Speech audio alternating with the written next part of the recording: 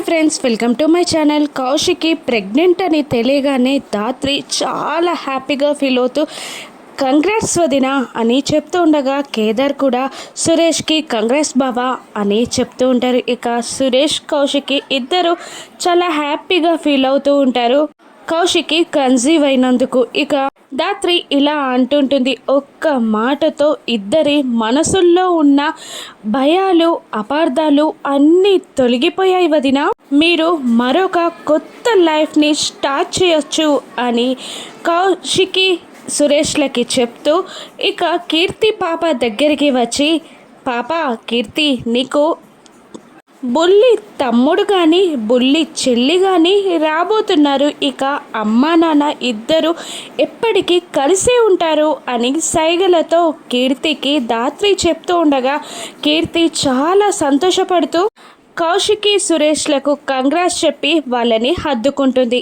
ఇక కౌశికి ప్రెగ్నెంట్ అని తెలియగానే నిషి, వైజయంతి, కాచిబూచీలు చాలా టెన్షన్ పడుతూ ఉంటారు. ఇక వైజయంతి ఇలా అంటూ ఉంటుంది, ఆ అమ్మికి గనక అబ్బాయి గనక పుడితే ఆస్తిలో చిల్లి గవ్వ కూడా మనకు రాదు, ఏదో ఒక కొత్త ప్లాన్ వేయాలి అని వైజయంతి అంటుండగా ఇక నిషి, వేరే ప్లాన్స్ ఏమీ అవసరం లేదత్తయ్య, ఇక వదిన కడుపులో ఉన్న బాబుకి ఈ లోకం పరిచయం అవ్వక ముందే పైకి పంపించేయాలి, వదినకి అబార్షన్ అయ్యేలా చేయాలి అని నిషి అంటూ ప్లాన్ని వాళ్ళందరికీ చెప్తూ ఉంటుంది. ఇక సురేష్, కౌశికి, కీర్తిలకి ధాత్రి దిష్టి తీసి హారతిస్తూ ఉంటుంది. ఇక కౌశికి అబార్షన్ అయ్యేలా నిషి చేయగలదా, కౌశికిని ధాత్రి ఏ విధంగా కాపాడుకోగలదో రాను ఎపిసోడ్స్లో చూద్దాం. Thank you for watching.